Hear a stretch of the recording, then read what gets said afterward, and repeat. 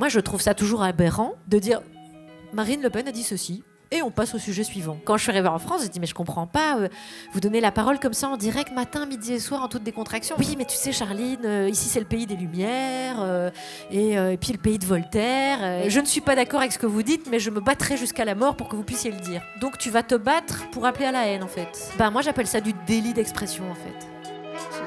C'était mieux après. Françaises, Français, Belges, membres du club, auditrices de C'était mieux après, auditeurs de C'était mieux après, public chéri, mon amour. Ah, ils ont la ref, il y en a qui ont la ref. On n'est pas trop vieux, Charline. Alors aujourd'hui n'est pas un jour comme les autres, puisque nous tournons en public à l'occasion de l'apéro du Club de Verre, un épisode de C'était mieux après, en compagnie de la journaliste, humoriste, productrice et docteur en rire radiophonique, Charline Vanhoenacker, vous pouvez l'applaudir.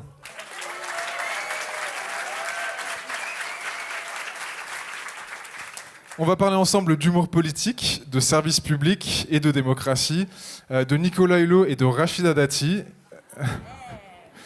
Et on va se demander où est passé Charlie. Voilà. Mais avant ça, il faut que je parle de quelqu'un qui a beaucoup compté pour moi et pour Vert. Ce week-end, j'ai dû faire mes adieux à Mamina, ma grand-mère alsacienne adorée. Alors Mamina, vous la connaissiez peut-être, parce que je la mentionnais à peu près à chacune de mes interventions, mais aussi parce qu'elle est et restera la voix du générique de ce podcast. C'est elle qu'on entend dans le générique à chaque fois et pour l'éternité, nous jurer que ce sera mieux ou c'était mieux après. Donc elle m'a fait ce cadeau d'être dans le générique du podcast comme tant d'autres avant.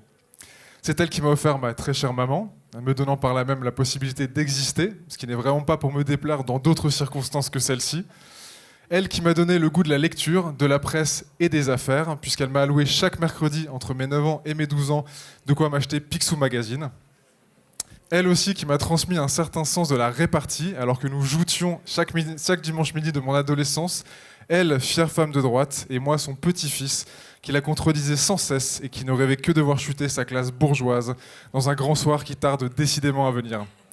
Mais à rebours de toutes ses convictions politiques, et sans craindre le regard jugeur de ses saints patrons, Franz-Olivier Gisbert, Serge Dassault et Alain Finkielkraut, Mamina m'a octroyé les quelques centaines d'euros qui me manquaient pour lancer mon propre média écolo. Un média qui, à son tour, ne cesse de contredire Le Figaro et Le Point, et ça commence à bien faire. Nous qui aimons parfois croire que nos convictions valent plus que tout le reste, nos cœurs vibrent et résonnent en réalité à un tout autre niveau. Mamina nous a fait la preuve que ceux que l'on pense parfois être nos adversaires peuvent se révéler nos plus précieux alliés. Non, on n'a pas besoin d'être d'accord sur tout pour cheminer ensemble et se retrouver dans les moments les plus cruciaux. Mamina m'a fait la preuve que l'amour transcende tout. Et vous pouvez faire confiance à quelqu'un qui, en 87 ans, a connu à la fois les nazis et ChatGPT. Et qui a respiré le même air que Joseph Goebbels et Pascal Praud. Et il n'y a aucun lien entre ces deux personnages, enfin vous faites les liens que vous voulez. Comme Pierre Desproges l'avait prédit, ma grand-mère a été fauchée à son tour par le croche-pied rigolard de la mort imbécile. Et si elle avait été avec nous ce soir, elle aurait probablement bien ri du portrait malhonnête que je dresse d'elle dans cette vaine tentative de me consoler de sa disparition. Alors prenez soin des vôtres pendant qu'ils sont là et riez de tout, tout le temps, avec tout le monde.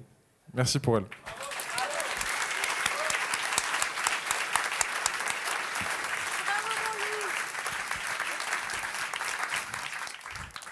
Bon, Charline, je te rassure, toutes les intros du podcast sont pas aussi intenses que Mais que c'est celles d'aujourd'hui. important, les grands-mères. La mienne a énormément compté aussi, bien sûr, les miennes, et on est toujours très émus d'en parler. Donc, tu as fait une performance parce que devant un public, de parler comme ça, c'est vraiment très réussi et très fort. Je lui devais bien ça, je te remercie. Toi aussi, t'avais des mamies de droite qui t'ont aidé. Alors, non, je crois qu'elle n'était pas de droite, non. On salue évidemment les mamies de gauche aussi, toutes les mamies. Donc bon, je crois que tu vois bien dans quel état je suis aujourd'hui. Toi, t'es dans quel mood en cette fin 2025 là ? Ah, je suis dans un mood assez combatif, je dirais.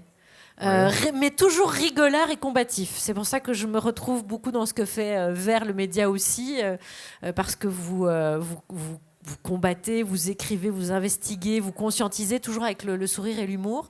Et je me retrouve vachement là-dedans. Et plus ça va, plus je suis en mood un peu bagarre rigolarde. C'est un peu mon mood du moment. Ça se traduit comment dans ton quotidien, ça? Moi j'ai la chance de pouvoir écrire et prendre le micro tous les matins, donc ça se traduit dans canaliser tout ça dans les mots. En étant, je pense, parfois assez verte dans la teneur, dans le ton de ce que je fais, mais toujours en enrobant ça dans de la blague. Ça se traduit comme ça essentiellement, je dirais. Ouais. Alors, des mots, t'en as écrit beaucoup au fil des années. Je ne les ai pas tous mis dans ce livre, mais pas mal quand même. Ce livre qui vient de sortir, Un canari dans la mine, dans lequel il y a 80 chroniques sur les 800 que tu as écrites depuis 2020. Donc ça fait un peu de monde. Alors, Un canari dans la mine, pourquoi ce titre? Tu peux rappeler historiquement ce que c'est le canari dans la mine? Je viens d'une zone de charbonnage à la Louvière en Belgique, qui est entre Mons et Charleroi, qui est un peu l'équivalent de Florange en Belgique, si vous voulez, des mines, des usines métallurgiques. Et j'ai un aïeul qui a été mineur, et quand tous les mineurs descendaient au fond de la mine, ils embarquaient toujours avec eux un canari dans une cage. Et quand le canari cessait de chanter, quand le silence se faisait, c'était pas bon signe. Potentiellement, c'est qu'il étouffait ou qu'il était mort, parce que les gaz toxiques étaient montés, et donc il prévient la montée des gaz toxiques, et il prévient du coup de grisou. C'est donc une petite allégorie de notre époque. Et alors, est-ce que c'est toi le canari dans la mine? Toi, tu chantes encore là? Alors moi, je chante encore. On est encore plein de canaris dans la mine, et je pense que vous en êtes un aussi, bien sûr. Et on peut c'est pas très rassurant. Non, mais c'est-à-dire qu'il y a un petit rôle de vigilance. Voilà, le canari, il est, même s'il n'est pas conscient, l'animal en tant que tel, d'être vigilant, il est le petit lanceur d'alerte à son niveau. De toute façon, je pense assez modeste, chacun, on peut l'être, être un vigilant, être un surveillant démocratique, déjà rien que de s'informer et de bien s'informer, c'est déjà quelque chose. C'est un petit peu comme Pierre Rabhi et le colibri, où chacun peut faire sa part, et je pense que c'est l'équivalent un peu du colibri. Chaque canari peut un peu faire sa part, et pour éviter qu'on laisse le moindre centimètre carré de terrain à ceux qui essayent de le faire taire et qui propulsent du gaz toxique dans la mine pour que tout explose. Ouais. Alors, je ne sais pas si tu as remarqué, mais depuis que Vert ne fait plus de chroniques dans la Terre au carré, les audiences de France Inter se sont effondrées et ont perdu 458 000 auditeurs d'un coup quand même. Alors, je ne sais pas si c'était que des auditeurs de nos chroniques. Mais peut-être. Blague à part, comment tu t'expliques cette baisse qui est quand même assez inédite et peut-être un peu surprenante? Alors, moi je suis pas toujours la meilleure dans les analyses d'audience radio, il faut que vous le sachiez, mais ce que je déduis, il y a deux choses. Il y a une première chose qui est systémique. Le média radio baisse de toute façon. Et ça, c'est depuis des années. C'est-à-dire que c'est un vieux média. Ça m'embête toujours de dire vieux média, parce que je trouve qu'il est à la fois aussi très très moderne. C'est quand même le média qui continue à nous accompagner partout, dans la voiture, dans la salle de bain. Moi j'ai aussi souvenir d'avoir fait un reportage en Haïti un an après le tremblement de terre, et l'antenne radio a été la première chose qui a été relevée. C'est grâce à l'antenne radio qu'on a sauvé des vies. Donc, mais voilà, il se fait que la radio est de moins en moins écoutée, que beaucoup de gens scrollent en écoutant la radio, donc ils préfèrent scroller qu'écouter la radio. Ça, c'est une chose. Ensuite, il y a eu des changements. Il y a eu des changements à France Inter, une nouvelle direction qui a fait des choix, qui a tenté des choses. Et comme je suis pas langue de bois, je dirais qu'il a parfois arrêté des choses qui marchaient, comme une certaine émission à 17h. Et donc, quand on arrête des trucs qui marchent, les gens s'en vont, c'est ce que je vous dise. Et puis après, ils testent des trucs qui ne marchent pas forcément bien. Et il y a un tournant qui est pris parce qu'il y a une nouvelle direction qui fait des choix qui déroutent les auditeurs. Moi, je sais que je croise des auditeurs qui me disent mais vous êtes toujours sur France Inter, mais à quelle heure? Donc là, on a un problème. Voilà. Donc là, pour l'instant, il n'y a pas péril en la demeure non plus, parce que ça reste la première radio la plus écoutée de France. Donc moi, ça m'amuse toujours d'y être, aussi pour ces raisons-là, parce que comme je pratique la satire politique, j'aime l'idée d'être dans la première radio de France. Parce que finalement, elle est dominante. Moi, j'aime bien embêter les dominants. Et c'est une radio qui reste dominante, qui reste mainstream. Donc je trouve ça amusant d'y être. Et puis voilà, il y a encore plein de super émissions que j'aime beaucoup, et je suis toujours auditrice. Je ne vais pas tous vous les citer, mais pendant toute la journée, il y a encore plein de programmes que j'adore et dans lesquels je me reconnais pleinement. Hein, donc, Par contre, tu boycottes la Terre au carré depuis que le dernier quart d'heure a été supprimé, apparemment. Alors, j'écoute toujours Mathieu Vidard, parce qu'il fait toujours un excellent travail. Puis Camille Cronier, le matin aussi. Et puis, je suis attentive aussi. Alors, pour être quand même, moi reste très positive. Il y a quand même les sujets environnementaux irriguent quand même beaucoup les journaux.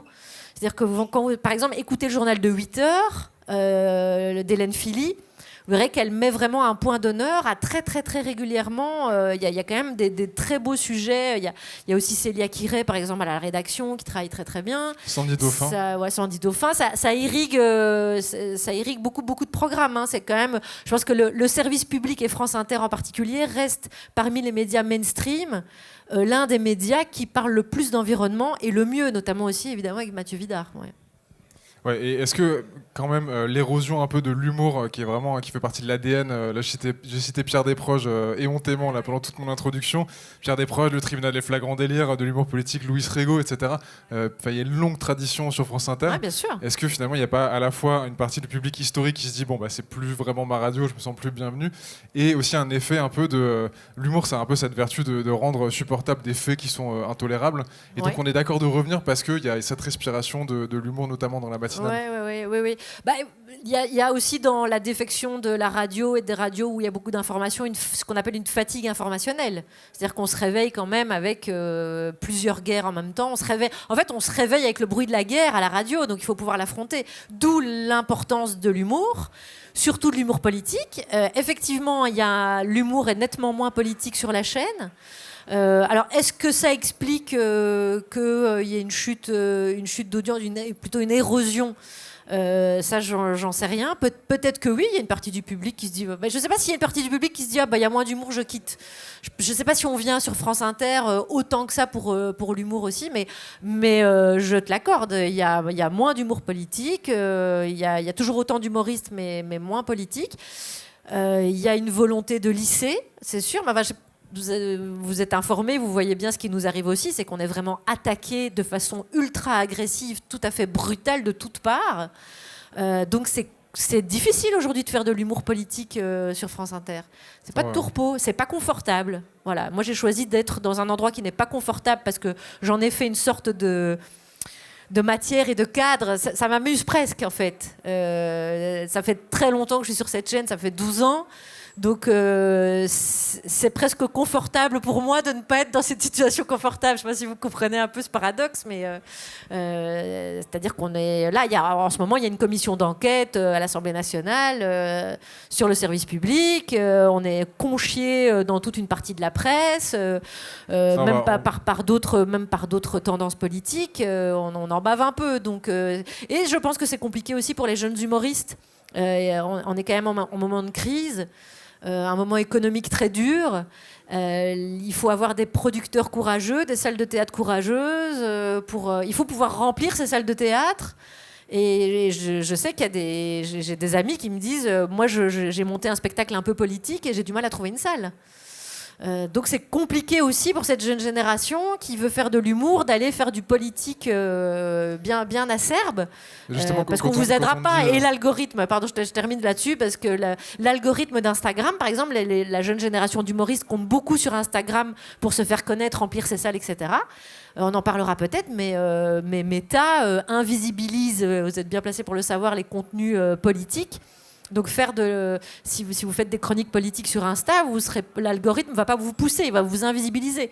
Donc c'est extrêmement compliqué. Hein. Est-ce que toi, tu y crois à ce discours selon lequel les jeunes générations seraient moins sensibles à l'humour politique ou chercheraient plus de l'humour absurde, notamment sur les réseaux ? Non, pas forcément. Là, il faudrait vraiment faire une étude pour le savoir. Je pense pas que la jeunesse soit dépolitisée.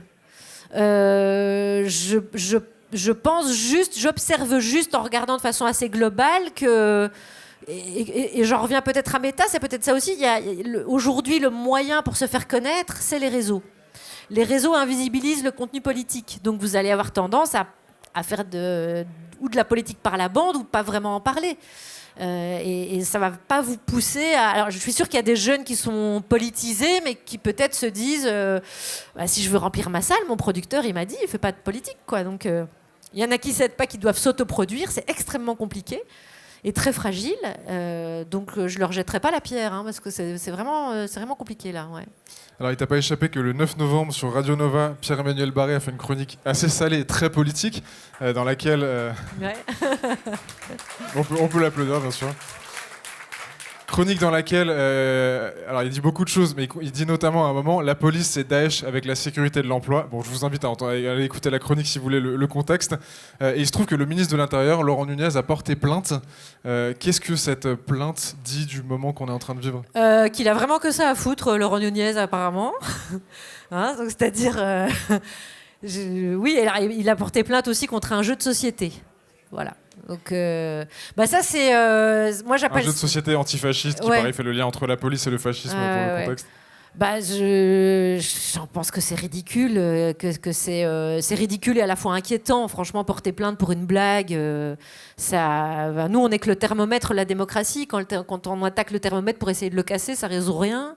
Et c'est très alarmant. Donc, ça me scandalise. Je soutiens Pierre-Emmanuel, clairement.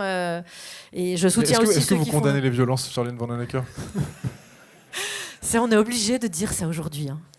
J'ai oublié de dire que je condamnais les violences, au cas où il y aurait un doute. Est-ce que la France, comme tu l'as... En tout cas, pour les violences, par exemple, je remarque qu'ils passent beaucoup de temps à porter plainte. Il faudrait peut-être passer du temps aussi à recevoir les plaintes des femmes, par exemple, qui portent plainte pour des violences et des agressions sexuelles. Là, ils sont très très prompts pour porter plainte contre des blagueurs, mais pour le reste, c'est compliqué. Ou des militants écologistes qui se sont fait casser la gueule par la police à Sainte-Soline, notamment. C'était ça valait un plus des points de départ de la chronique. Ça de sent un peu trop bon ce soir, je trouve. Hein. Vous sentez bon. Je trouve que vraiment, vous avez un lectorat... Chez VR, vous avez un lectorat qui sent bon. Ouais, qui est très beau, très intelligent, qui a tout un tas de qualités. Je ne sais pas si tu vois un peu la salle. Je vous vois. Hein. Est-ce que la France, comme tu l'as déjà dit, on peut dire qu'elle est plus Charlie, un peu plus se moquer de tout. On n'a plus le droit de se moquer de tout aujourd'hui, mais elle est plutôt Charlie Kirk. C'est une formule de Charline Vanhoenacker, je précise. Oui, c'est une question qu'on me pose souvent, en 10 ans, qu'est devenu Charlie ? C'est vrai que je réponds, Charlie est devenu Charlie Kirk, les gars. Je supprime ma question suivante alors. Non, vas-y. Qu'est-ce qui reste de Charlie ? Il reste pas mal de choses de Charlie. Sinon, on serait pas là, on blaguerait pas, on n'aurait pas applaudi à l'évocation de la blague de Pierre-Emmanuel Barré. Je pense que peut-être ce qui a pas plu à Nunez aussi, je pense qu'un peu avant, il dit que c'est une cuve à pisse. Donc je pense que il peut pas porter plainte pour ça, donc il a porté plainte pour une autre blague, mais je me demande si c'est pas celle-là. Non, et en fait, c'est logique puisque les flics disent que les écolos militants radicaux sont plus la piste, donc il y avait une logique en fait. Donc la Charlie est toujours là. Enfin ça c'est typiquement une blague Charlie en fait. Oui, cet esprit-là, il est là, mais il a tendance à disparaître et à être grand remplacé par l'esprit Charlie Kirk. Parce que l'esprit Charlie Kirk. C'est-à-dire que c'est cette méthode tout à fait de mauvaise foi qui consiste à, moi j'appelle ça retourner. Enfin, j'essaye de le formuler de façon la plus claire possible, c'est de dire c'est une méthode systématique de l'extrême droite de s'accaparer le vocable liberté d'expression, de le détourner, de le dévoyer, d'une façon qui est vraiment toute pourrie, parce que c'est vraiment simplement la retourner comme une crêpe, la liberté d'expression, et dire et la liberté d'expression c'est ça, c'est pas Charlie, c'est Charlie Kirk.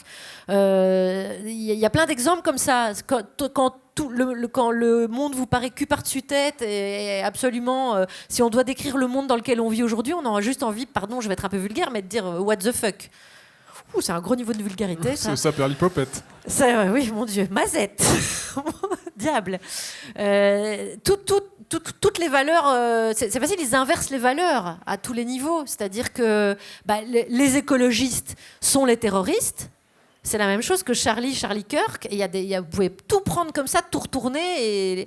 Et en fait, les antiracistes sont les vrais racistes. C'est ça, voilà. Leur argumentaire est aussi bête que ça, en fait. Ils ont inventé comment ça s'appelle, c'est la tarte qu'on a celui qui a inventé la tarte tatin là. Voilà. Putain, ils ont juste inventé la tarte tatin en fait, réinventé la tarte tatin. Donc c'est pas eux qui ont inventé le fil à couper le beurre, c'est sûr. Alors je vais te poser la question qui t'a beaucoup été posée, qui t'ennuie visiblement, mais je redonne un peu d'éléments de contexte. Le 7 janvier 2015, ça faisait quelques mois que tu étais chroniqueuse dans la matinale de France Inter. Ouais. Et donc, tu as fait une chronique après l'attentat à Charlie Hebdo, où tu as interviewé Mahomet, qui était incarné par Guillaume Meurice. Guillaume, ouais. Et donc, dans ce livre, Ovan citoyen, que tu as sorti en 2022, tu racontes un peu le contexte, avec notamment une direction qui n'était pas forcément très chaude. Ah si, justement. En fait, ils avaient un peu les jetons. Ouais, c'est ça que tu veux dire. Ouais. Mais là, j'insiste pour le dire, et je le raconte dans le livre, c'est à leur demande qu'on a fait un sketch le jour de l'attentat. Ça, c'était il y a 10 ans. La direction de France Inter, qui est sidérée comme nous et qui est éplorée parce que on a toujours été très proche de l'équipe de Charlie. On a travaillé avec Bernard Maris. Moi, je me souviens très bien, peut-être certains d'entre vous se rappellent que le débat écho, c'était Dominique Seux face à Bernard Maris tous les vendredis. Et moi, j'étais déjà Dominique Seux. Oui, ça évidemment. C'est désespérant. Mais Dominique Seux et Charlie. Hein. Et Bernard Maris, il s'entendait très très bien avec Bernard Maris. Et donc on est dévastés comme vous, mais en plus c'est des collègues et tout ça. Et d'ailleurs, je me rappelle, on est au bistrot en face avec Guillaume, Alex et l'équipe, et en fait, on applique le précepte de ma grand-mère qui disait toujours « Puisque le malheur nous accable, avalons la douleur ». Et elle buvait un coup. Donc on est au café, on boit un coup. C'est les dictons de la banlieue de Mons. C'est ça. Et là, la direction m'appelle et me dit « Charline, remontez à la radio parce que c'est la caricature et l'humour qu'on a massacré. Il faut que vous soyez là, il faut qu'on vous entende, il faut que vous fassiez un sketch. » Et t'avais bu combien de pintes de douleur ? Pas trop encore, ça va, il était genre 14h. Donc on remonte et je me rappelle très bien, je suis dans le bureau avec Alex et Guillaume et puis l'équipe qui prépare l'émission. Et je me souviens très bien avoir dit, si on fait quelque chose aujourd'hui, il faut qu'on arrive à l'orteil de leur courage et à l'orteil de ce qu'ils ont fait. Certainement pas à leur niveau parce que voilà, c'est un indépassable. Mais il faut qu'on se montre digne. Si on prend le micro aujourd'hui, voilà, on l'aurait pris 15 jours plus tard. Mais là, aujourd'hui, on peut pas. Il faut faire un truc à l'orteil de leur courage, quoi. Et donc, je me souviens, c'est une de nos attachés de production qui travaille avec nous, qui est son métier n'est pas forcément de faire des blagues. Et je pense qu'à la cantonade, elle a lancé l'idée, elle nous a dit, mais vraiment pour déconner. Pour déconner, elle a dit, faites une interview de Mahomet dans ces cas-là. Et tout le monde a ri. Et moi, j'ai pas ri. Je me suis dit, oui, c'est ça qu'il faut faire, en fait. Et donc, je vois bien dans l'équipe, voilà. Donc après, la direction on a prévenu la direction, on leur a dit, écoutez, c'est ça qu'on va faire. Mais la direction a compris que c'était ça qu'il fallait faire. Il nous a dit, on vous fait confiance. Voilà, ils savent en plus on était plusieurs, donc on s'autorégule un peu dans ces cas-là. Et donc aujourd'hui, effectivement, je pense qu'on pourrait plus le faire. Enfin, moi, j'essaierai de le faire, je pense, et d'autres aussi. Je suis sûre que Guillaume et consorts aussi le feraient. C'est-à-dire que si on a un micro en direct, on fait ce qu'on veut, en fait. Voilà. Mais si on devait soumettre à un projet et tout, c'est plus difficile. Mais franchement, en 10 ans, ce pays et ce monde a changé. On le palpe. L'air est devenu beaucoup plus épais. Donc, je déplore qu'aujourd'hui, ce soit peut-être plus compliqué de le faire. Après, il faut voir les circonstances aussi, je ne sais pas. Hein, là, on n'est pas en période d'attentat, on est en paix et je m'en félicite. J'ai dit que je m'en félicitais. Hein, mais il y a un côté de moi qui n'ont... Je peux pas non plus... Je le déplore, mais je ne peux pas m'insurger non plus, parce qu'on sent tous bien à quel point tout est devenu plus tendu, plus compliqué. On dit polarisé, mais même l'apaisement est parfois devenu suspect. Ne pas, si un matin j'ai envie de ne pas prendre position pour une fois et d'appeler au calme, je vais peut-être me faire invectiver, en fait. Parce que quand vous choisissez un camp aujourd'hui, même de mauvaise foi, hein, je peux très bien faire une chronique et moi j'ai envie de rire aussi, donc je vais défendre un point de vue, le point de vue opposé va m'engueuler, va m'invectiver ou m'insulter. Et si je me mets la place dans l'autre camp, c'est l'autre camp donc j'ai affaire à un camp. Mais parfois, quand vous vous mettez au milieu en disant restez calme, vous avez fait ça, aujourd'hui il y a balle au centre quand même, et ben là vous prenez les deux camps dans la gueule en fait. Et ça me fait un peu penser à une jeune fille que j'ai interviewée qui a créé les Guerrières de la Paix, qui s'appelle Anna Assouline, qui travaille sur le conflit israélo-palestinien, et qui m'a dit, moi je suis dans le camp de la paix, et c'est très dur de tenir le camp de la paix parce que tu te prends les deux dans la tronche. Et ça m'avait sidérée, et puis et là, pour plein de sujets, je le constate en fait. J'ai relu mes classiques pour cette interview, donc ce livre Ovan Citoyen, je rappelle qu'il date de 2022, et dans ce livre tu expliques que la satire politique est heureusement pour l'instant considérée comme une mission de service public. Hashtag ma redevance. Est-ce que c'est toujours le cas?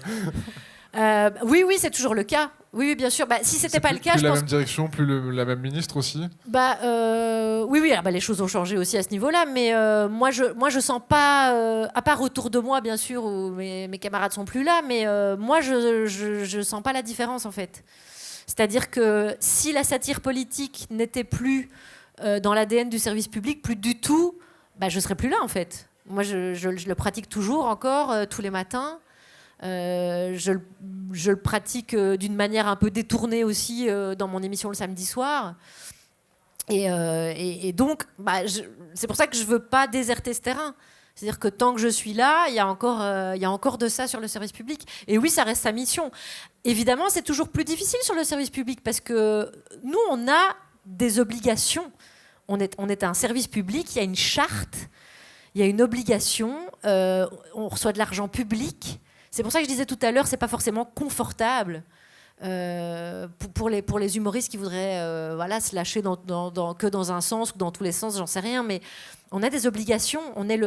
Les médias de service public sont les seuls médias qui ont un cadre qui est un petit peu défini par la loi, l'État, etc. C'est-à-dire, on le voit avec la commission d'enquête, le pluralisme. D'aller dans un média indépendant serait formidable, et moi je suis cliente des médias indépendants, j'en lis, j'en soutiens, etc. Et comme là, la preuve, je suis là avec vous et je vous lis avec bonheur. Il y a moins d'obligations dans les médias qui sont indépendants, qui ne sont pas médias publics, et ceux qui sont privés. Il y a l'Arcom regarde un peu d'équité, tout ça, mais il n'y a pas ce cadre et cette charte. Donc c'est un peu plus prise de tête, c'est un peu plus compliqué, et quand on a un gouvernement avec ministre de la Culture et de la Communication Rachida Dati et une extrême droite qui est dominante dans le débat public, qui est dominante culturellement, qui écrase tout avec des armes, avec des bazookas et avec des armes pas toujours légales en fait, parce que la mauvaise foi, les fake news, etc., c'est une espèce de rouleau compresseur. Croyez-moi qu'on résiste dans le service public, on résiste le plus possible, mais on a une obligation de pluralisme, et donc donc si vous entendez un invité RN le matin, c'est une obligation en fait. Est-ce que tu sais ce que c'est le club de verre? Alors le club de verre, alors attends, non, ça tu me poses une colle. Attends, le club, on est là ce soir, c'est un peu le club ce soir. C'est un peu le club. C'est l'apéro du club. Un peu. Donc il y a des donateurs, c'est pas un club des donateurs, c'est pas le club des super riches, des ultra riches qui donnent à verre. Non, ce serait cool. Alors je sais pas s'il y a des super riches, mais en ta tout cas, villa, ils donnent pas des millions. ta villa à Monaco, c'était pardon. Il fallait peut-être pas en parler. Non, on en parlera après, je t'inviterai. Non, alors le club de verre, c'est près de 12 000 personnes aujourd'hui qui sont très belles et très sympas et qui sentent bon en plus, comme tu l'as remarqué, et qui nous donnent les moyens au quotidien, avec des sous et de la force, de faire tout ce qu'on fait en accès libre, gratuitement, sans publicité, sans mécène bizarre. Merci pour cette bière, le club de verre. Voilà, c'est le club, à votre santé. Et donc le club de verre, ils ont plein d'avantages, parce qu'évidemment on les remercie de plein de manières, notamment celui de pouvoir poser des questions aux invités de C'était mieux après. Bien sûr. Et donc on a reçu plusieurs questions pour toi, notamment une question de Claire de Lyon, qui dit après le départ de Guillaume Meurice, le choix de rester sur France Inter a pu être vivement critiqué par ceux qui étaient partis, justement. Qu'en penses-tu et comment le vis-tu? Il a été critiqué par ceux qui sont partis ? Bah, c'est ce que dit Claire de Lyon. Je sais pas si. C'est pas revenu à mes oreilles qui m'ait critiqué. Est-ce qu'il y a des gens qui t'ont critiqué sur le fait de rester à France Inter ? Oui, pas beaucoup, hein. Honnêtement, pas beaucoup. Généralement, ça venait plutôt de la gente masculine. J'ai remarqué, j'en ai pas eu beaucoup, quelques dizaines. C'était systématiquement des hommes avec une injonction à aller sur Nova. Ça, c'était. Mais moi, j'ai toujours été très claire là-dessus, et mon équipe qui est partie, eux savaient. J'ai été très transparente là-dessus. Je les ai défendus bec et ongle jusqu'au bout. D'ailleurs, dans un canari dans la mine, je reproduis tous mes textes où. Sur la chaîne publique derrière les oreilles d'1,2 million d'auditeurs et de ma direction. J'ai combattu ma direction à l'antenne et j'ai défendu Guillaume et mon équipe jusqu'au bout. Et d'ailleurs, ça date pas que de cette époque. Hein. Moi, cette émission de satire politique, ça fait 10 ans que je défends mes chroniqueurs. C'est-à-dire que quand il y a une blague qui fait polémique, etc., hein, c'est moi qui vais dans le bureau de la direction pour les défendre. Depuis 10 ans. Donc, c'était pas nouveau. J'ai pas fait ça à la fin. Ça a toujours été le cas. Donc, moi, j'ai été claire avec eux. Je leur ai dit, voilà, moi, je vais rester parce que je pense que ça me semble capital que la satire reste sur le service public. D'ailleurs, j'ai déploré qu'ils aient démissionné, en fait. Je comprends très bien qu'ils aient voulu suivre Guillaume et je me félicite et je suis ravie qu'ils aient trouvé un autre canal d'expression parce que c'est hyper important. Mais c'est une question que je me suis posée aussi en me disant, c'est la question de résister de l'extérieur ou de l'intérieur. Et c'est une question à laquelle on va tous être confrontés, ou peut-être vous êtes déjà confrontés à ça, dans vos entreprises, dans vos familles, dans vos cercles amicaux, dans vos clubs, peut-être même au club de bridge. À Total Energy. Est-ce qu'il y a des salariés de Total Energy ce soir ? Oui, parce que ça ne concerne pas que le politique, c'est aussi, je sais pas, j'imagine des employés d'Amazon ou des employés de Total Energy qui se disent, en fait, le poste auquel je suis, si je laisse la place à quelqu'un qui va pas, qui a pas les mêmes valeurs, etc. Ouais, puis vous pouvez même saboter de l'intérieur. Entreprises, si vous voulez. Donc, c'est une question que j'ai dû me poser très tôt. Je me la suis posée. Il y a un moment, j'ai failli quitter Inter. J'ai réfléchi. Et moi, j'étais là depuis très longtemps. Je les ai tous engagés, en fait. Je les ai tous engagés dans mon émission. Donc, je leur ai dit, je vais être claire avec vous. J'étais là avant vous. Probablement, si je reste, je serai là après vous. Sentez-vous libre. Avec Dominique Seux, par Mons et par Vent. Bah oui, mais pas que Dominique Seux, voilà. C'est-à-dire, il y a Fabienne Sintès, Mathieu Vidard, Rebecca Manzoni, Camille Cronier. Enfin, il y a encore, je me reconnais encore, bien sûr, dans le service public. Et c'est une question que je me suis posée avec beaucoup d'acuité dans cette période, là, au mois de juin, où l'émission Le Grand Dimanche Soir s'est arrêtée. Et j'étais pas la seule sur cette ligne. J'étais encouragée notamment par Walidia. Par Frédéric Fromet, Constance, Mao Drama, etc. On a les mêmes valeurs, on poursuit les mêmes buts. On n'a pas utilisé la même méthode. Moi, j'ai décidé de rester dans le service public. Et justement, parce qu'il s'est passé ce qui s'est passé, de continuer. Et alors, le canari dans la mine, c'est aussi si la volière se rétrécit, on va le sentir tout de suite. C'est le meilleur moyen de tester aussi. J'ai pas envie de laisser la place vacante, quoi. J'ai pas envie de laisser le siège libre. Si on laisse le siège libre et qu'on déserte, ils ont gagné. Moi, je me suis dit, d'une certaine manière, tous ceux qui ont démissionné ont offert sur un plateau ce que voulait la direction. Hein. Donc voilà. Donc, je suis très claire là-dessus. Et j'ai très peu hésité. J'y ai beaucoup réfléchi et mon choix est sûr. Ouais. Je tiens à préciser que j'ai dit par Mons et par Vaux, alors que je voulais dire contre vents et marées. Donc un petit big up à Alain Finkielkraut pour le deuxième fois. De grand-mère, ça c'est... RIP l'Académie française.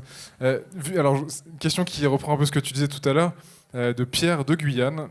Vu les frilosités croissantes de Radio France, entre parenthèses humour, écologie, etc., et de l'arrêt de la redevance audiovisuelle, l'avenir n'est-il pas dans les médias indépendants où l'on respire ? Aussi, mais la question de résister de l'intérieur ou de l'extérieur, je pense qu'il faut les deux. Heureusement qu'il y a les médias indépendants, heureusement, et de plus en plus. Tu soutiens la revue Cometa ? Oui, bien de sûr. nos amis Serge Michel et d'autres. Oui, tout à fait. salue. Ah oui, Très mais bonne moi revue. je suis et abonnée et lectrice de médias indépendants. J'adore ça et on va en avoir de plus en plus besoin. Mais on peut pas compter que là-dessus parce que les médias indépendants, c'est aussi les citoyens qui mettent le rebol, etc. Et il y en a beaucoup et il faut qu'on soit solide pour continuer à les financer. Hein. Donc je pense qu'il faut les deux pour l'instant, j'ai l'impression qu'il n'y a pas non plus encore trop péril en la demeure. Et croyez-moi qu'à l'intérieur de Radio France, on est encore très très très nombreux, et même je dirais une majorité, à vouloir tenir le bastion de l'écologie, des valeurs progressistes, de la liberté d'expression.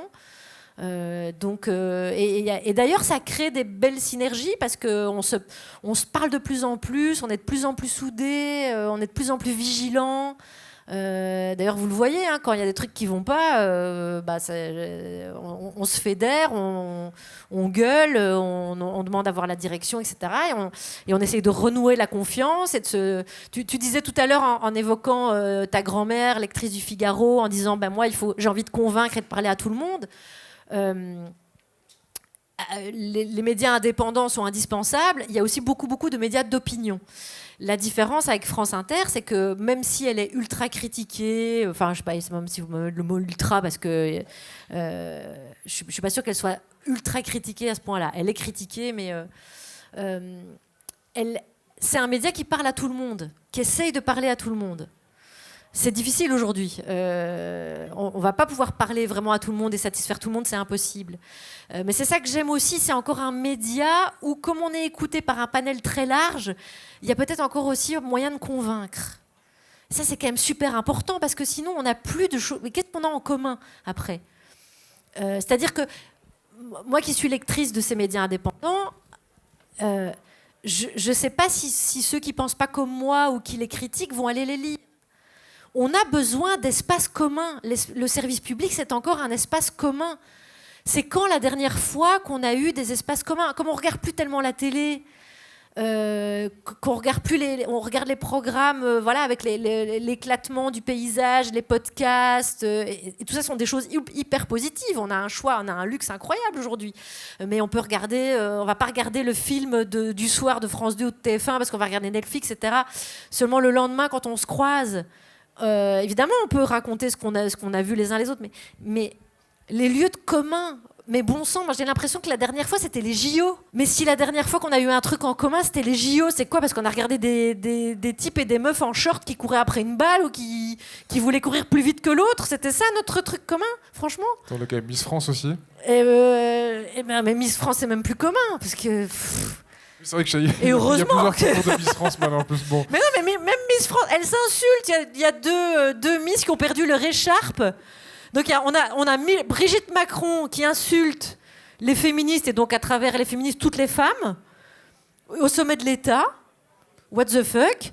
Et on a les Miss dans l'autre qui s'insultent entre elles. Donc il y a je suis sale conne et je suis sale pute parce qu'elles se sont traitées de pute. Mais enfin, voilà. Donc c'est pour vous dire que les espaces communs.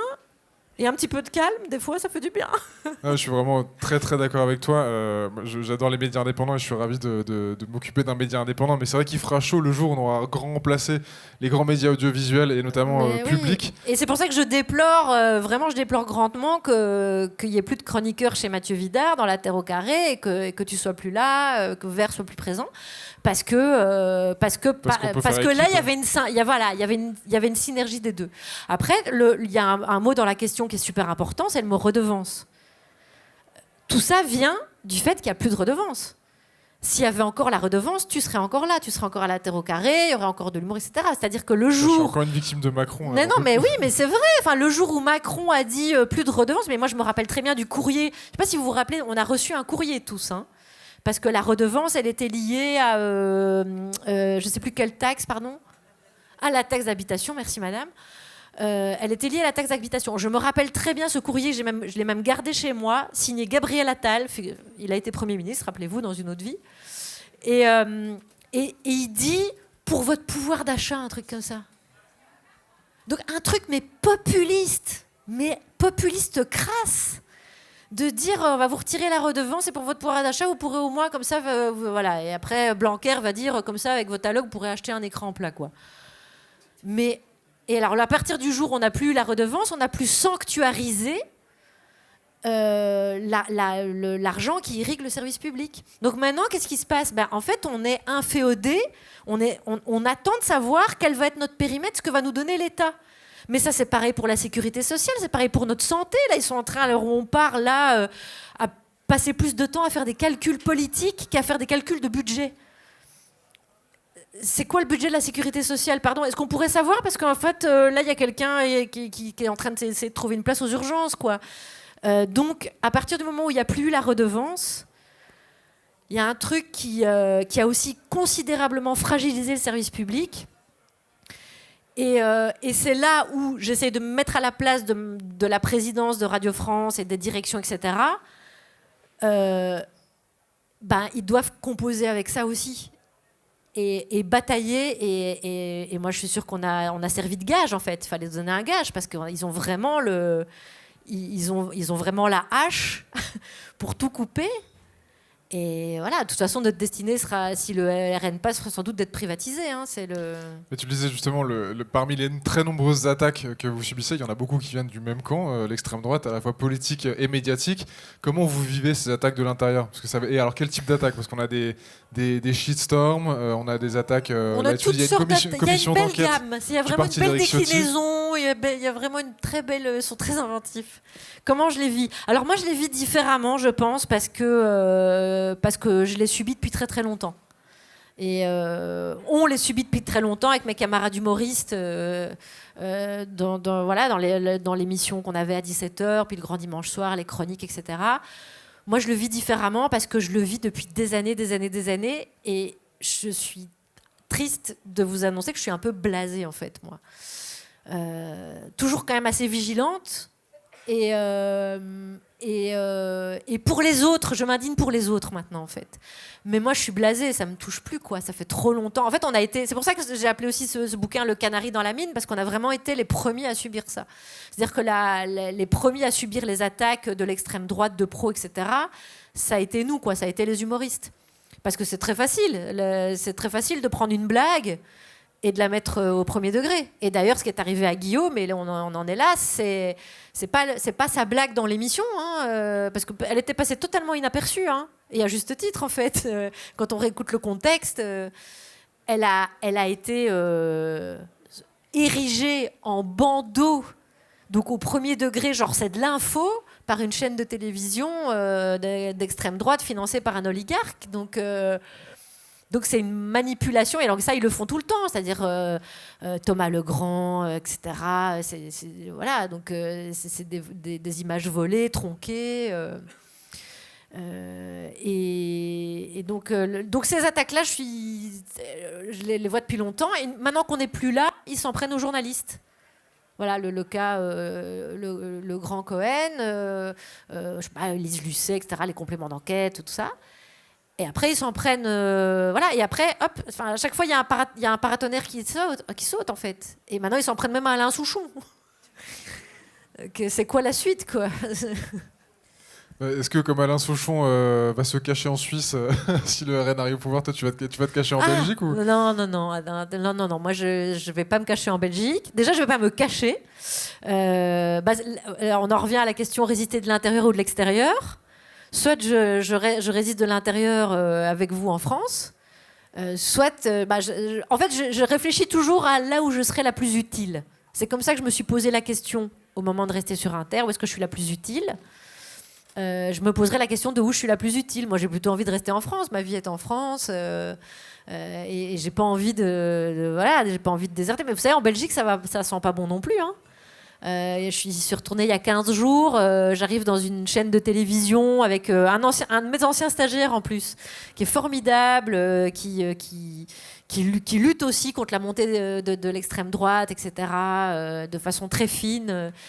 Et qui me dit, tu sais, en fait, Bolloré, nous, notre chaîne va être vendue, Bolloré est intéressé. Donc, on est à deux doigts que Bolloré rachète une chaîne de télé en Belgique. Et Pierre-Édouard Sterrin habite Bruxelles. De toute façon, c'est un phénomène européen et mondial. Donc, Eux, ils ont créé leur international, quoi. La nôtre, on a laissé dépérir, mais la leur, elle connaît son printemps, là. En Belgique, vous avez une curiosité pour les Français, c'est que vous avez un cordon sanitaire contre l'extrême droite dans les médias wallons. Ouais, en Belgique francophone, ouais. Comment ça marche et est-ce que ça fonctionne ? Ouais, ça fonctionne. Alors, le cordon sanitaire médiatique, c'est le fait que les médias francophones ne donnent pas la parole en direct, attention, à l'extrême droite. Donc, il n'y a pas de censure, puisqu'elle a la parole.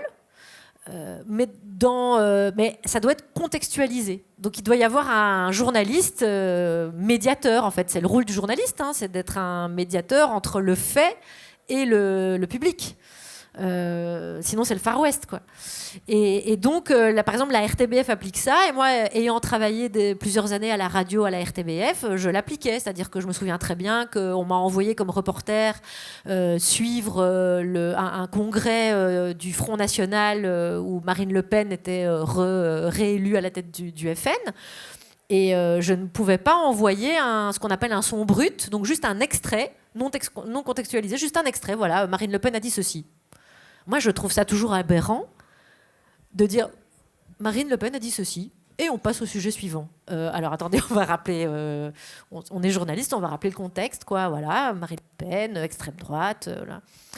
Et donc ça existe toujours. Alors c'est de plus en plus fragile, mais ça tient. Et la RTBF s'y tient strictement. C'est-à-dire que la RTBF, c'est un média, c'est un éditeur, il a une responsabilité. C'est-à-dire que s'il y a un dérapage en direct, et généralement c'est quand même l'extrême droite qui dérape, qui appelle à la haine, au rejet de l'autre, etc., il y a une responsabilité éditoriale. Et donc la RTBF dit, moi, pour bien respecter la loi, on va protéger toute la rédaction et tout le monde et on ne va pas donner la parole en direct. Et effectivement, en Belgique francophone, l'extrême droite fait un score qui est très mince. Notre système politique fédéral et de compromis fait que, comme ce cordon n'existe pas en Flandre et dans la communauté germanophone, je pense, au moment où on fait un gouvernement fédéral, comme les Flamands sont plus nombreux, etc., voilà, on a un Premier ministre qui est très, très, très, très à droite. Et donc, dans les médias francophones belges, on considère que l'extrême droite n'est pas une force politique comme les autres ? Oui. Oui, exactement. Oui, qu'il y a un appel, oui, que le sous-jacent de ce discours, il peut y avoir des appels à la haine et au rejet qui ne sont pas conformes à la loi, et nous respectons la loi. C'est tout simplement ça. Et c'est pas pour autant une censure, puisque ce qu'ils ont à dire, ils le disent. Dans d'autres endroits. C'est pas comme BFM où on retransmet en direct pendant 1h30 le discours avec les images fournies par le candidat Marine Le Pen. Non, vraiment pas. Et d'ailleurs, ça c'est quelque chose qui m'a profondément choquée quand je suis arrivée en France. Et c'est pour ça que l'extrême droite m'emmerde régulièrement aussi. C'est à chaque fois que je répète la même chose. C'est que quand je suis arrivée en France, j'ai dit mais je comprends pas. Vous donnez la parole comme ça en direct, matin, midi et soir, en toute décontraction. Voilà, je disais ça il y a 10 ans. Aujourd'hui, il y a des médias d'extrême droite maintenant. Mais à l'époque où il n'y avait même pas CNews, etc., je trouvais déjà pas ça normal en fait. Et surtout pas ni républicain ni démocratique en réalité. Alors que je viens d'une monarchie. et on me disait toujours oui mais tu sais Charline, ici c'est le pays des Lumières et puis le pays de Voltaire. Et il y a cette phrase de Voltaire. Alors faudrait quand même qu'on vérifie si Voltaire a vraiment écrit ça parce qu'on n'a jamais vraiment trouvé trace. J'adorerais que quelqu'un me trouve vraiment. Je ne suis pas d'accord avec ce que vous dites mais je me battrai jusqu'à la mort pour que vous puissiez le dire. Et j'ai dit ok, très bien, magnifique phrase, hein, bravo, je m'incline. Il y a juste que donc tu vas te battre pour appeler à la haine en fait, et tu vas même éventuellement te battre jusqu'à la mort pour que la personne en face de toi puisse dire à mort les Arabes par exemple. C'est un concept, mais je vous laisse libre, hein, moi. Mais voilà, pour moi là, il y a une limite. Enfin, c'est-à-dire que on en revient au début de notre conversation où on parlait de la liberté d'expression. De Charlie Kirk, de retourner la liberté d'expression comme une crêpe. Moi, j'appelle ça du délit d'expression, en fait. C'est du délit. Parce que ça tombe sous le coup de la loi. Et c'est pas de la liberté qu'ils exercent, c'est de l'impunité. C'est ouais, on a le droit de le dire. Qu'est-ce que tu vas faire ? Qu'est-ce que tu vas faire ? Il y a des juges. Ah oui, mais les juges sont rouges, bien sûr. C'est quoi la frontière entre humoriste et militant? Je dirais que le militant, il veut son but premier, son premier objectif, c'est de faire passer un message politique. Et si c'est pas rigolo, ça vient. S'il trouve la blague, tant mieux. S'il la trouve pas, il doit faire passer le message. Il veut obtenir un but, c'est de faire passer son message politique en un et de faire rire en deux. Je pense que l'humoriste,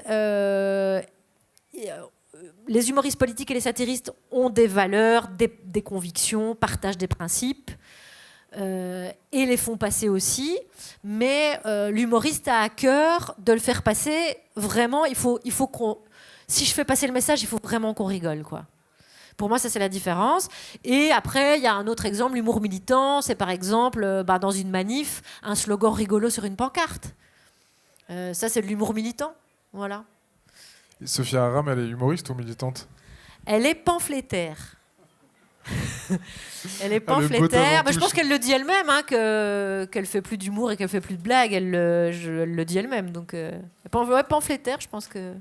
Il y a une petite boîte, je croyais qu'il y avait des sablés de la mère Poulard. Non, alors ça ne se mange pas. Arnaque. Les choses ne sont pas selon elles ont Vous l'air. n'avez pas assez donné, le club vert. Vous avez tout est passé dans ma alors, juste, on a bière mangé et tous rien les dans les gâteaux. biscuits. On va jouer un petit jeu. Est-ce Ouais. que tu connais le Kiss, Marry, Kill? Il y a des variantes, il y a le Fuck, Marry, Kill, etc. Alors, c'est un Je petit sais pas, jeu. ça a l'air dangereux. C'est un petit jeu Est-ce que où j'ai raison de le faire ou pas? Dites-moi. tu vas piocher 3 petits noms, trois papiers. Tu vas nous les montrer, nous les lire un par un. Et après, tu vas choisir laquelle de ces 3 personnes, puisqu'il y a des gens sur ces petits papiers. Tu veux kiss, embrasser, marry, épouser, ou kill, tuer. De manière métaphorique, bien sûr. Je rappelle que je condamne les violences. Laurence Bloch. Laurence Bloch, ancienne directrice de, Ah oui, de- oui, de oui. France Inter ou Radio France, mais j'ai un doute. Pardon? Elle est directrice- Alors, elle a été directrice de France Inter. Oui, Ensuite, elle a pris sa retraite. oui, On l'a retrouvée numéro 2 de Radio France. oui. Après, elle a pris sa retraite. Et on l'a retrouvée à la tête d'une mission pour un rapport sur la holding auprès de Rachida Dati. Et là, elle a pris sa retraite. Très bien. Donc, logiquement, compter jusqu'à 3, elle sera ministre de la Culture. Ce serait peut-être pas plus mal, non? Non, Laurence Bloch, Kiss. Attends, il faut que tu prennes les autres. Parce Quoi? que ça se trouve- Ouais, parce que... tu peux pas kiss tout le monde. Ah, tu je vois. dois hiérarchiser. Ok, d'accord. Ouais. Non, alors franchement, elle nous a mis à l'antenne. Alex, Guillaume, tout le monde et moi, c'est elle qui nous a dit le jour de Charlie, faites ceci, voilà. Je pense qu'elle s'est quand même bagarrée jusqu'où c'était possible pour qu'on puisse garder l'émission. J'aurais pas le fin mot de l'histoire et je ne sais pas qui quoi. Voilà, on saura peut-être jamais. Jamil Le Schlag. Ok, Kiss aussi, mais pareil, il faut. Non, mais tu peux pas kiss tout le monde en fait. Je peux tu pas vois. kiss tout le Il va monde. falloir faire des choix. Mais Là. non, mais c'est impossible. Mais je Jamil peux Le pas, Schlag, humoriste de France Inter, qu'on a connu aussi grâce à toi, bien sûr. grâce à ton émission. Ah, Gérald Darmanin. Tu peux pas kiss tout le monde. Tu peux pas choisir de kiss Gérald Darmanin. Gérald Darmanin, ancien ministre de l'Intérieur, Ouais. ancien ministre des Comptes Publics, Intérieur, Justice, Ouais. et Mais avec qui tu as fait une je chronique. condamne les violences, donc je pourrais le gifler, mais je l'ai déjà fait en fait. Je l'ai fait symboliquement avec humour dans des chroniques. Avec Guillaume Meurice, le voilà. tandem de la C'est pas un secret. Win-win. Ouais, voilà. Je vous invite à revoir cette chronique qui est à la fois très drôle et très embarrassante. C'est assez dur à regarder. Parce qu'on se met à la place. Moi, Oui. désolé, je suis un peu empathique, je me mets à la place de Gérald Darmanin. Voilà, donc et alors cette fois-là, j'ai eu ce qu'on appelle une discussion éditoriale dans le bureau de Laurence Bloch. Donc je la mets en numéro 2. Voilà. Moi j'aime beaucoup Laurence Bloch. Je la kiss aussi, mais s'il faut mettre une hiérarchie, c'est un collègue, Jamil Le Schlag. Il exerce sa liberté d'expression. Jamil Le Schlag qui fait. C'est un canari dans la mine, donc c'est hyper important. Qui est son Voilà. émission Les Grands Remplaçants sur Radio Nova. Voilà. Et il s'est fait attaquer au titre de l'article 40 par un député RN. Ah bon? Parce qu'il Ah a ouais, dit bien qu'il sûr. embauchait que des Noirs et des Arabes et qu'il y avait un blanc pour la mixité. Et il y a un député RN, un nobod, qui a fait un article 40 pour discrimination à l'embauche et incitation au racisme. Oui, parce que quand il n'y a que des blancs, ça dérange personne, évidemment. Donc voilà, je vous ai fait une petite hiérarchie. Donc c'est voilà. qui tu kisses? Là, je les mets comme ça. Allez, je fais comme ça, et lui, je le mets là. Ok, donc attends, pardon. Donc Kiss, Jamil Le Schlag, Mary, Laurence Bloch. Attends, Mary, c'est quoi? Épousée. Ah oui, non, alors j'épouse Jamil. Très bien. J'épouse Jamil. Voilà. T'embrasses Laurence Bloch. J'embrasse Laurence Bloch. Et tu kills Gérald Darmanin. Alors, t'es la deuxième personne à vouloir tuer Gérald Darmanin dans ce podcast. Mais je me demande bien pourquoi. Je sais pas pourquoi tout le monde le pioche déjà, parce qu'il y a à peu près mais je pense une douzaine de noms parce que je pense parce que qui c'est Gérald Darmanin, on a vu que c'était dangereux. Allez revoir cette chronique, s'il vous plaît. Et c'est pas Laurent Nunez qui va m'aider, étant donné qu'il passe son temps à porter plainte contre des blagueurs. Donc humoriste politique, c'est un peu tester les limites. Hein. Ça fait partie de l'exercice. Oui. Est-ce que t'as déjà eu un vrai shitstorm, toi? Oh mais plein, tu rigoles? Ouais. Depuis 12 ans à France Inter, mais c'est régulier. Bah raconte. C'est quoi ton top 3 des shitstorms? Mon top 3 des shitstorms? Non mais en plus, moi je pense que je dois être celle qui en a reçu le plus, parce que dès qu'un de mes chroniqueurs était embarqué dans une shitstorm, moi animant l'émission et étant productrice de l'émission et responsable éditoriale de l'émission, je me prenais la shitstorm avec. Donc la numéro 1, c'est celle de Guillaume. Ça, c'est clair. La numéro 1, c'est celle de Guillaume. La numéro 2, c'est la mienne. C'est quand Éric Zemmour n'était pas encore candidat, qui sortait un bouquin et qu'il avait placardé partout dans Paris de façon sauvage, un grand Z noir. Et j'avais pris un bic et j'avais dit partout en France, vous prenez l'affiche avec le grand Z noir, vous ajoutez OB. J'aime bien, c'est du fun activisme. Vous aimez ça aussi, le LOL activisme. C'est de l'activisme, mais LOL. Voilà. Et puis, à côté, ils avaient placardé une de ces affiches, mais hors la loi. En plus, il était déjà multicondamné à l'époque. Hein. Et donc, j'avais dit, il faut faire ça, parce que ne lui mettez pas une petite moustache, il ne faut pas le faire. Moi, évidemment, pour dire qu'il ne faut pas le faire, je l'ai fait. C'est-à-dire qu'il y a eu un coup de vent et le stylo a ripé. Et donc, évidemment, l'extrême droite n'a découpé que ça. Et voilà, et ça, c'était une énorme shitstorm. J'ai failli me faire virer, à mon avis, à ce moment-là. Et puis, j'en ai eu des tas. Quand j'étais tout petit, il y avait, je crois, une campagne pour les européennes dans les années 90. Et à Strasbourg, sur les affiches où je me promenais, il y avait Jean-Marie Le Pen qui devait être à côté du candidat du coin ou je sais pas quoi. Et je lui avais dessiné une moustache. Parce qu'à l'époque, on était enfant antifasciste. C'était avant 2002 et tout. Et il y a des policiers qui étaient passés. Et qui m'avait du coup mis un peu la pression. Et moi, je me souviens, c'est la première fois que j'ai eu un lien avec la police et que j'ai eu peur de la police. Et ils m'ont laissé partir. Ils disaient, ouais, vous savez que ça, c'est, je sais pas, 500 francs d'amende. Et moi, j'étais terrifié, tu vois. Je devais avoir 8 ou 9 ans. 500 francs, c'était beaucoup. Et finalement, ils m'ont laissé partir. Voilà pourquoi. Peut-être il fallait lui faire des oreilles de Mickey. Faites-leur des oreilles de Mickey. Pardon, c'était la petite parenthèse fascisme extrême. Ou alors dites que c'est une moustache de Charlot. Ça marche aussi, ça. Donc c'est quoi ton troisième shitstorm? Et mon troisième shitstorm, je crois que c'est François Fillon. Donc là, c'est à la télévision, c'est l'émission politique avec David Pujadas et Léa Salamé. Ils ont quand même été assez couillus pour me faire venir à la fin de l'émission politique en télé, à genre 2 mois de l'élection présidentielle, pour faire une chronique face aux candidats. Et il y avait François Fillon. Et il avait terminé en disant je pense pas que l'humour ait sa place dans cette émission. Il a pas dit j'aime beaucoup Charline Vanhoenacker et j'irais bien la voir en spectacle. Ouais, c'est ça, il a dit j'irais bien la voir en spectacle, mais l'humour n'a pas sa place ici, etc. Donc ça avait déclenché une énorme shitstorm. C'était il y a longtemps, hein, c'était Fillon, quoi. Et alors, ouf, et en fait, il y a le canard sur l'affaire des costards, de Pénélope, tout. Il sort de la primaire de droite. Comme quoi, franchement, à droite, ils aiment les voyous, ils aiment les bad boys, quoi. C'est comme Sarko aujourd'hui, quoi. Faut vraiment passer par la case prison pour fédérer. C'est vraiment inquiétant. Et donc, du coup, il revient à l'émission politique. Donc, je dois refaire une chronique devant lui. Et là, je commence en disant, écoutez, Monsieur Fillon, je suis toujours pas montée sur scène, je suis navrée. Mais en revanche, votre spectacle à vous depuis 2 mois est vraiment très réussi. Reshitstorm, évidemment.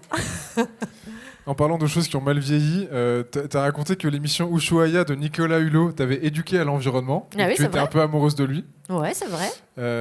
Voilà. À 14 ans, tu es parti pendant 2 semaines sur un vieux gréement autour d'Ouessant et Molène avec la fondation Nicolas Hulot. Tout à fait. Tu me racontes? Ah oui, oui, oui. Bah, en fait, moi, quand j'étais gamine, je vous ai dit, je viens d'une zone de charbonnage en Belgique. J'ai aucun contact avec la nature à part, je sais pas, 10 mètres carrés de pelouse dans mon jardin, quoi. Donc c'est un monde qui m'est étranger, la nature, le monde, et comme beaucoup de gens dans des milieux de classe moyenne à tendance populaire et dans des régions comme des régions de mines et tout ça, bah le seul divertissement et le seul échappatoire, c'est la télévision en fait. Et donc tu allumes la télévision et puis tu vois à travers l'écran, la beauté du monde, etc. Et là, aujourd'hui, c'est difficile de le dire même, mais c'est vrai que voilà, Nicolas Hulot m'a vraiment éveillée à la beauté de la nature. Il disait l'émerveillement impose spontanément le respect. Et il a créé cette fondation. Et comme voilà, il avait fait un appel pour que plein de jeunes aillent faire ce qu'on appelle des missions découvertes. Et donc, je suis partie sur Fleur de Lampol, un vieux gréement, Molène, Ouessant, observer la faune, la flore, rencontrer un ornithologue, plein de grands scientifiques et tout.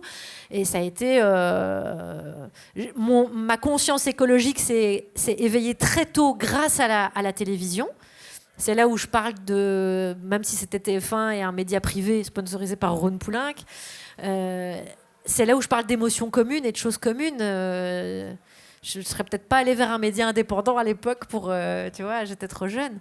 Et donc, et c'est à ce moment-là que j'ai adhéré à sa fondation, je me suis beaucoup impliquée et voilà, j'ai une conscience écolo et j'œuvre pour l'écologie depuis que j'ai 14 ans. Alors comment ça se traduit? Ça prend quelle place dans ta vie et dans ta tête, l'écologie? C'est-à-dire que c'est devenu presque de l'inné en fait. C'est-à-dire que moi très très tôt, à 14 ans, donc on était en 92. Moi, je triais déjà tous mes déchets, etc.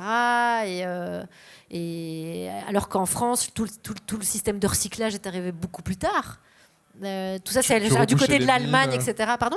Tu rebouchais les mines Non, mais je faisais parfois des conneries parce que je regardais les petits tutos pour économiser l'eau, patati patata, parce qu'en plus, sur un voilier, tu apprends vraiment à tout économiser. Et je faisais du bricolage, par exemple, dans la cuvette des toilettes. Enfin, j'avais 15 ans, et je démontais la cuvette. T'as mis une brique dedans, c'est et ça ? Je mettais une bouteille d'eau remplie pour qu'il y ait moins. Enfin voilà. Et après, je coinçais le mécanisme des toilettes, je me faisais engueuler. Et comme je le recommençais, mon père a trouvé un système. Mais oui, c'était... Donc là, aujourd'hui, tu as installé les toilettes sèches dans les couloirs de Radio non, France. Non, je suis pas là, mais... Après, je dois faire mon autocritique. Il y a des choses pour lesquelles ma conscience s'est éveillée plus tard. C'est-à-dire la conscience que prendre l'avion était absolument dévastateur. Il m'a fallu... Autant le tri des déchets, j'avais bien intégré. Économiser les ressources, j'avais bien intégré. Autant tout ce qui est l'avion, le feu de bois ou de ces choses-là me sont venues un petit peu plus tard. Voilà, mais ça fait partie, de mon quotidien. C'est un sujet très récurrent dans tes chroniques, avec quelques titres. Ouais. Sécher l'école ou sécher à l'école. Non, mais là, pour quelqu'un qui a oublié d'éteindre, là tout à l'heure, je suis sortie de Radio France, j'avais un collègue qui avait oublié d'éteindre, je deviens folle. Hein. J'étais en train de dire que tu as quand même un peu plus d'impact quand tu fais des chroniques sur l'écologie à des centaines de milliers de personnes que quand tu éteins la lumière, mais faisons les deux, absolument. Tu as écrit que l'humour, ça permettait de lutter contre l'éco-anxiété. Mais est-ce que ça peut donner envie d'agir ou est-ce que ça permet juste de supporter des infos intolérables? Parce qu'en fait, dans ce livre, il y a un truc qui n'est pas réglé. C'est le pouvoir un peu contre-révolutionnaire de l'humour qui permet d'accepter des situations qui sont très difficiles. Ouais, du coup, est-ce que ça impuissante ou est-ce que ça peut donner envie d'agir, l'humour face à une situation intolérable? Je pense que c'est les deux et au bon endroit. C'est-à-dire que tu fais par exemple allusion au fait que l'humour nous permet de mieux accepter la difficulté du monde, l'anxiété, etc. Certes, le meilleur exemple que je donne dans le livre, c'est le Covid. En fait, on a tous fait plein de blagues sur le Covid dès qu'on a été enfermés, parce que ça nous a permis de supporter la situation. Mais si on n'avait pas supporté la situation avec l'humour, on aurait peut-être gueulé, parce que c'est vrai que quand on y réfléchit bien, on a quand même été des bons toutous à la niche. Hein. Tu dis justement que ça nous a empêché de mettre les blagues sur la gestion du Covid, nous ont empêché de mettre des claques à Agnès Buzyn qui était ministre de la Santé à l'époque. C'est vrai qu'en fait l'humour c'est un rôle de catharsis, ça canalise la colère. Moi je me rappelle quand je me suis fait convoquer pour la chronique face à Darmanin, j'ai plaidé que en fait si j'avais pas fait des blagues ou vitriol sur lui devant lui et que les auditeurs ont entendu ça, c'est comme face à François Fillon avec Guillaume, on a écrit une chronique qui finissait par Monsieur et Madame Ranlard ont un fils. Ah bon, je vois pas. Ranlard Jean-François. Et en fait, l'auditeur, il entend. C'est rare que ce soit dit en face. Maintenant, ça arrive un peu parce qu'avec les réseaux sociaux, etc., les gens s'apprêtent à filmer et on va dire à Macron ceci, et ça va être filmé, mais c'est encore relativement récent. Donc j'avais plaidé ça, j'avais dit mais c'est ça où on lui fout vraiment une claque en fait. Choisissez, hein, soit c'est une violence symbolique à travers les mots, soit vraiment, je le crois, je lui fous un coup de boule en fait. Donc qu'est-ce que vous préférez? Il m'a dit je préfère quand même une blague. Ouais, mais alors justement sur l'écologie comme sur d'autres sujets, est-ce que c'est quelque chose qui donne envie d'agir ou qui justement fait qu'on tolère des choses qui sont un peu intolérables? Au moins à minima, ça permet d'encourager ou de ne pas décourager ceux qui agissent. Comme ça aide. En fait, je me dis modestement quand je fais des chroniques sur l'environnement, je vais pas forcément faire changer d'avis ceux qui trouvent que l'écologie est punitive. Je vais pas les faire changer forcément d'avis, mais je vais déjà peut-être faire du bien à ceux qui agissent, ceux qui sont militants, activistes, qui se font latter la tronche par les flics à Sainte-Soline, qui se font invectiver, qui se font traiter de terroristes.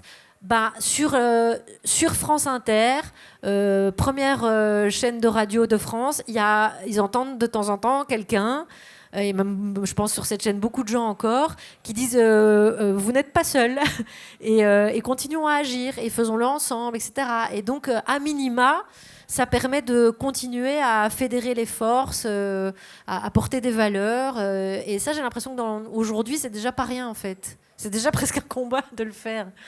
Ouais. Donc, j'ai dit, tu es journaliste, humoriste. Maintenant, tu es un peu podcasteuse avec ton émission Bistroscopie qui est dans sa 3e saison. Tu as reçu des dizaines d'invités tous plus passionnants les uns que les autres. Est-ce que tu as des petits tips pour nous? Parce que là, tu vois, ça fait 1 heure que je discute. T'as pensé quoi du podcast jusqu'à maintenant? Et c'est quoi un peu tes tuyaux, là? Alors, non, je me permettrai pas de vous donner des conseils parce que ça s'est très bien passé et je trouvais l'entretien très riche. Donc, c'est pas fini, hein. Et puis c'est pas encore tout à fait le même métier. C'est là où je défends beaucoup la radio, c'est que tu parles de podcast, mais en fait, c'est pas vraiment un podcast. Enfin, c'est écoutable en podcast, bien sûr, mais c'est une émission de radio. C'est-à-dire que j'ai des contraintes en radio que les podcasts n'ont pas. Je dois commencer à l'heure, finir à l'heure. À un moment, il y a un disque qui arrive. Je suis à la radio de service public, donc il y a des tas de codes et de mécaniques qui sont inhérentes à la radio, de rappeler qui est l'invité, parce que quand tu écoutes un podcast, tu sais que tu vas écouter Manon Fleury dans le podcast. Avec Charline Van Honecker dans C'était mieux après. Oui, voilà, c'est ça. Il y a une grammaire de la radio qui est différente. Donc, Mais toi, tu tournes ça dans un bistrot. Oui, ouais. J'ai voulu sortir des murs. Je tombais par hasard sur toi, en train de tourner ton podcast dans un bistrot. Ouais. C'était les mercredis, ça, non? Oui, j'enregistre parfois le jeudi matin, ouais. Et alors pourquoi dans un bistrot? Parce que du coup, c'est pas en direct, c'est dans un bistrot, il y a des bruits de... C'est un vrai bistrot, il y a vraiment des gens qui sont en train de manger à côté. Ouais, parce que je trouve ça chouette de sortir du studio, c'est moins guindé, parce qu'un studio, ça fout un peu la trouille. Mine de rien, il y a beaucoup d'invités, même des gens... des grands artistes ou des grands intellectuels qui ont l'habitude de parler, c'est vrai que quand tu les mets dans un studio, ils peuvent avoir un balai dans le cul, quoi. Et donc au bistrot, ça donne une autre tonalité à l'entretien. On oublie presque qu'on est à la radio, on discute, voilà. C'est un lieu plus... Ça donne une autre couleur à l'entretien, plus détendu, et un bruit d'ambiance. Puis je me suis dit, comme c'est diffusé le samedi soir à 19h15, Potentiellement, j'ai envie d'entendre le bruit. Potentiellement, c'est le moment où on sort boire un verre. Donc, moi, j'aime bien que la radio, comme la radio, ça reste diffusé en direct, même si parfois l'émission est enregistrée, au moment où c'est diffusé, c'est le commun. Vous entendez tous la même chose au même moment. Donc, on communie, en fait. Et voilà, moi qui suis athée, ma manière de communier, j'aime bien encore l'idée de voir et d'entendre les choses en même temps que tout le monde, de réagir en même temps que tout le monde. Tu communies au bistrot avec la France Et je entière, communion au bistrot. Bah ouais, c'est des beaux lieux, les bistrots. Hein. Est-ce qu'il y a un sujet sur lequel tu es un peu réac? Ah, bonne question. Peut-être, mais je suis mal placée pour le dire, mais peut-être. Ça, je crois que c'est à vous de me le dire, en fait. Si un jour vous l'entendez, mais moi je peux pas m'en rendre compte parce que je pense qu'il y a une partie de ceux qu'on appelle les réacs qui se rendent pas du tout compte qu'ils le sont. Hein. Donc c'est possible. C'est pas impossible que je le sois sur l'un ou l'autre dossier, mais je vais malheureusement pas m'en rendre compte ou être dans le déni. Donc je compte sur vous pour m'alerter. Ouais. Qu'est-ce qui était mieux avant? Il y a des choses qui étaient mieux avant quand même, c'est sûr. Mais le fait que j'ai du mal à répondre est plutôt positif sur l'époque qu'on vit aujourd'hui, non? Peut-être que c'est une époque formidable, peut-être que c'est la meilleure de toutes. Qu'est-ce qui était pas mieux avant? Mais un milliard. Alors là, il y a un milliard de choses. L'égalité homme-femme, la conscience écologique. Quand on voit, il y a quand même la génération de mes parents qui roulaient au diesel en fumant sa clope dans l'habitacle. Là, on pourrait passer beaucoup de temps. Ouais. C'est génial, je suis quand même assez ravie de vivre dans cette époque, malgré toutes les critiques qu'on peut faire. Oui. Ok. Qu'est-ce qui sera mieux après? Je pense que ce sera l'écologie et l'égalité homme-femme parce que ça va de pair en fait. L'égalité, la conscience de mieux vivre ensemble. Plus de Salcone et de Khmer vert du coup. Ouais, non, je suis très optimiste. Alors je pense qu'on arrive. C'est un point de vue tout à fait personnel et j'enfonce une porte ouverte parce que ça crève les yeux qu'on arrive vers des temps très durs.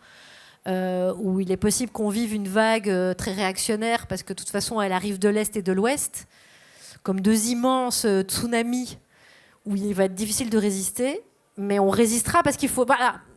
Moi je suis en train de mener une réflexion en me disant potentiellement on peut perdre une bataille là qui arrive, mais il faut qu'on perde avec panache.